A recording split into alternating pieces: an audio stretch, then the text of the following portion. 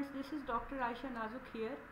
आज हम जिस टॉपिक पे बात कर रहे हैं वो एकेडमिक राइटिंग में अक्सर एक ये इशू आता है कि हम जिस तरह की quality of English language spoken उस फ्रेजेस में या नॉन एकेडमिक इन्वायरमेंट में हम यूज़ कर रहे होते हैं, बाज़ औक़ात हमें इस चीज़ का आइडिया नहीं होता कि वो एक्सप्रेशन या वो वर्ड जो हम स्पोकन उसमें या अपनी डेली लाइफ में यूज़ कर रहे हैं, एकेडमिक राइटिंग का तरीका उससे बिल्कुल डिफरेंट होता है। उसके रीज़न से ये होता है कि जब आप कोई अपना टेक्स्ट फॉर एग्ज़ाम्पल अपने थीसिस में या कोई आप जर्नल पेपर पब्लिश करना चाह रहे हैं या आप कोई टर्म पेपर भी लिखना चाह रहे हैं, तो उसमें जब आप वो इस तरह के वर्ड्स इस्तेमाल करते हैं और एक ऐसा राइटअप स्टाइल यूज़ करते हैं जो कि एकेडमिक राइटिंग के अगेंस्ट है या ये कह लीजिए कि इनफॉर्मल है, तो वो आपका एक बहुत बुरा इम्प्रेशन पड़ता है। और उससे चाहे आपने बहुत अच्छा रिसर्च मेथड्स यूज़ किए हों और बड़ी इंटरेस्टिंग आपकी स्टडी की फाइंडिंग्स हों, लेकिन ओवरऑल आपके थीसिस में वो एक अच्छा इम्प्रेशन ना होने की वजह से ये भी मुमकिन है कि आपका ग्रेड भी उससे इन्फ्लुएंस हो सकता है। तो आज की इस वीडियो में मैं आपको एक सिंपल से राइटिंग ट्यूटर के बारे में बता रही हूँ जिसका नाम है वर्चुअल राइटिंग ट्यूटर। और सिंपल अगर आप गूगल में टाइप करते हैं वर्चुअल राइटिंग ट्यूटर तो आपको ये इसके URL पर ले आएगा, जिसकी सिंपल सा है virtualwritingtutor.com। इस URL पे जब आप आएंगे तो इस वाइट पैराग्राफ स्पेस में आप अपना टेक्स्ट मेंशन कर सकते हैं। देखिए कि इस वेबसाइट की मेंबरशिप लेने की आपको ज़रूरत नहीं है, आप फ्री इवैल्यूएशन 1000 वर्ड्स तक की कर सकते हैं। तो इसका अच्छा तरीका ये होता है कि आप अपने थीसिस या जर्नल पेपर या टर्म पेपर जो भी आप प्लान कर रहे हैं उसमें आप थोड़ा थोड़ा करके 1000 वर्ड्स को इसमें डालकर इवैल्यूएट करें, उसका अकॉर्डिंगली आप उससे इम्प्रूव करें और फिर नेक्स्ट 1000 वर्ड्स को आप इवैल्यूएट करें। तो आपको करना क्या होगा कि सिंपल जिस भी डॉक्यूमेंट से आपने टेक्स्ट को आप कॉपी कर लेंगे और यहाँ पर आकर सिंपल आप पेस्ट करेंगे। ये मैंने जस्ट एग्जांपल के लिए एक टेक्स्ट कॉपी किया हुआ है और इसको हम इवैल्यूएट करते हैं।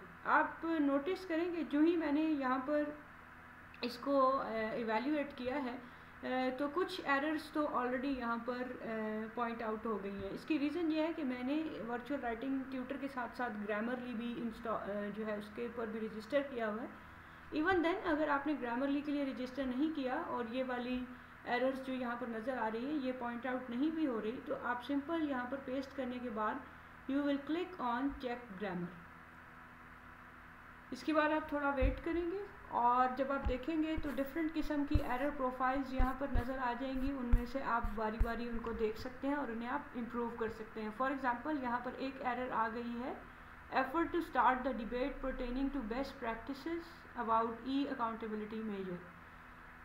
सो pertaining to the best practices, यहाँ पर देखिए कि उन्होंने एग्जांपल दिया है कि आपको टू बेस्ट प्रैक्टिसेस की बजाय टू द बेस्ट प्रैक्टिसेस लिखना है। तो चूँकि हमें इस चीज़ को एक्सेप्ट करना चाहिए कि इंग्लिश लैंग्वेज ज़ाहिर है हमारी नेटिव लैंग्वेज नहीं है, और ऑल्दो कि हम बहुत सारे कम्युनिकेशन के और राइटिंग के कोर्स भी पढ़ रहे होते हैं, फिर भी एक नेटिव इंग्लिश यूज़र के मुताबिक हमारा वो स्टैंडर्ड जो है बाज़ औक़ात नहीं आ रहा होता है। फॉर एग्ज़ाम्पल कब आपने जो है एक डिटर्मिनर ऐड करना है, फॉर एग्जांपल यहाँ पर आपने टू द बेस्ट लिखना था मगर लिखा गया है to best. So what we can do is, यहाँ पर देखिए अगर हम यहाँ पर राइट क्लिक करें, यहाँ for the case of Pakistan की बजाय होना चाहिए in the case of Pakistan. तो ये मैंने राइट क्लिक कर लिया और चेंज कर लिया। इसी तरह यहाँ पर इसने प्रपोज किया है कि द मिसिंग है तो मैंने द ऐड कर लिया। तो सिमिलरली यहाँ पर आप अपनी राइटअप को इवैल्यूएट करके और उसे आप करेक्ट कर सकते हैं। कुछ वर्ड्स ऐसे होते हैं जो जिनको एरर के तौर पे रीड करते हैं मगर वो टेक्निकल टर्म्स होती हैं और उनको आपको वैसे ही यूज़ करना होता है। जैसे यहाँ पर इसने एक वर्ड परसीवेबिलिटी को रेड किया हुआ है। अब ये एक वेबसाइट एनालिसिस जब हम करते हैं तो उसका एक टेक्निकल कॉन्सेप्ट है, इसीलिए हमने इसको इन्वर्टेड कॉमर्स में भी लिखा हुआ है। तो ऑल्दो ये सॉफ्टवेयर इसको एरर डिटेक्ट कर रहा है लेकिन हम इसे ऐसे ही रहने देंगे। तो कुछ जगह पे आपको अपनी थोड़ी बहुत सब्जेक्टिव जजमेंट यूज़ करना होगी। अच्छा, इंटरेस्टिंगली यहाँ पर आप सिर्फ ग्रामर चेक के अलावा आप पंक्चुएशन चेक भी यूज़ कर सकते हैं। आप इस एसे को ओवरऑल स्कोर भी कर सकते हैं। फॉर एग्जांपल अगर मैं यहाँ पर स्कोर एसे पे क्लिक करूँ वो मुझसे पूछता है कि ये जो आपने राइटिंग की है ये किस टाइप की है, are you trying to develop an argument और this is an opinion essay, और there are other option. For example अगर मैं ओपिनियन ऐसे पर क्लिक करूँ and then I have to wait a bit, अब आप देखेंगे कि इसने पूरी इस असाइनमेंट को एक ओवरऑल स्कोर दिया हुआ है आउट ऑफ 100 64.5। अब this is the overall score, लेकिन आप डिटेल जो है वहाँ पर देख सकते हैं। राइटिंग क्वालिटी को इन्होंने 80% पे ग्रेड किया हुआ है, और देखिए इसमें डिफरेंट किस्म की चीज़ें ऐड की हुई हैं। फॉर एग्जांपल अब इन्होंने लिखा हुआ है कि is your writing style dynamic, which means कि क्या आप combination of short and long sentences use कर रहे हैं, क्योंकि अगर आप बहुत ही शॉर्ट और ब्रोकन सेंटेंस ही यूज़ करते चलें या बहुत लॉन्ग सेंटेंस यूज़ करें, दोनों ही जो है वो एक नेगेटिव इम्प्रेशन देता है। So if you use a mix of short and long sentences, combination अगर आप यूज़ करते हैं तो that is considered a dynamic writing style. इसी तरह अगर आप देखें डिफरेंट और से क्राइटेरिया हैं। क्लिशेस को देखिए, व्हाट आर क्लिशेस, और सिंपली कि अगर आप ये देखिए कोई ऐसी चीज़ जो कि कोई ऐसी फ्रेज़ जो कि शुरू में आप कह लीजिए कि इस्तेमाल हुई, लेकिन ओवर द टाइम उसका यूज़ जो है वो फॉर्मल इंग्लिश में ऐड नहीं किया जा सकता है। In other words this are informal expression. For example read between the lines, ये हम स्पोकन में अक्सर यूज़ कर रहे होते हैं, या play your cards right so on, लेकिन ये आप एकेडमिक राइटिंग में यूज़ नहीं कर सकते। तो इस ऐसे में हमने कोई क्लिशेस या इनफॉर्मल फ्रेजेस यूज़ नहीं की हुई हैं, so no penalty was applied. Exclamation mark आपको पता है कि ये भी एकेडमिक राइटिंग में इस्तेमाल नहीं किया जा रहा होता है। एक्सक्लेमेशन मार्क, जैसे हमने कहा कि ये जो एक slanting line with a dot, इस एक्सक्लेमेशन मार्क जनरली यूज़ हो रहा होता है आप सेंटेंस के एंड पर यूज़ करते हैं, जहाँ पर आपको फीलिंग या कोई इंटेंस एक्सप्रेशन है उसको आपने लिखना है। बट जनरली ये एक्सक्लेमेशन मार्क जो है एकेडमिक राइटिंग में इस्तेमाल नहीं किया जाता है, और अगर इस्तेमाल करेंगे तो that is considered a negative impression. Similarly अगर आप देखिए तो इन्होंने हर पैराग्राफ के एवेल्यूएशन की हुई है कि एक पैराग्राफ है और इसका जो टाइटल है उन्होंने कहा कि आपने उसमें कैपिटलाइजेशन भी ठीक की हुई है, यानी ऐसा भी नहीं है कि कोई सेंटेंस का स्टार्ट आपने लोअर केस लेटर से कर दिया गया हो। सिमिलरली बहुत सारे और क्राइटेरियन हैं, आप इनको बाद में डिटेल में देख सकते हैं, और जहाँ पर इम्प्रूवमेंट की ज़रूरत हो वहाँ पे आप इम्प्रूव भी कर सकते हैं।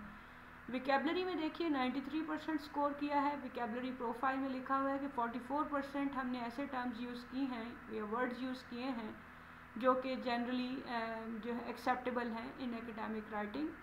56% हमारे ऐसे वर्ड्स हैं जो एकेडमिक वर्ड लिस्ट में पाए जाते हैं। देन सो ऑन, ये आपका डिटेल्ड एनालिसिस हो जाता है, और यहाँ से आपको आइडिया मिल जाता है कि आप अपने टेक्स्ट को मज़ीद कैसे इम्प्रूव कर सकते हैं। So this is about virtual writing tutor. यहाँ कुछ और ऑप्शंस भी हैं, आप इनको डेफिनेटली एक्सप्लोर करें and take benefit, so that जब आप अपना राइटअप एक फॉर्मल थीसिस या किसी रिसर्च पेपर के लिए कर रहे हों, तो just because of the quality of language उसके आपके ग्रेड पर या जर्नल पब्लिकेशन के एक्सेप्टेंस पर उसका मनफी असर ना पड़े। सो आई होप कि आपको ये वीडियो पसंद आई होगी। अपने जो फीडबैक है वो ज़रूर कमेंट सेक्शन में पोस्ट करें। डॉक्टर आयशा नाजुक हियर, थैंक यू। आप प्लीज़ हमारे चैनल को सब्सक्राइब करें, और आपको इधर बहुत सी और इंटरेस्टिंग वीडियोस मिलेंगी जिसमें आप सॉफ्टवेयर के हवाले से हेल्प है, लेक्चर्स हैं, और बहुत सारी इंटरेस्टिंग वीडियोस लाइक पॉजिटिविटी है, ह्यूमर जॉनरा है, GRE हेल्प है। So this channel is a holistic learning hub, so I humbly request that आप इस चैनल को सब्सक्राइब करें और share the videos in your academic circle or in your social circle, so that maximum people can take benefit of the resources.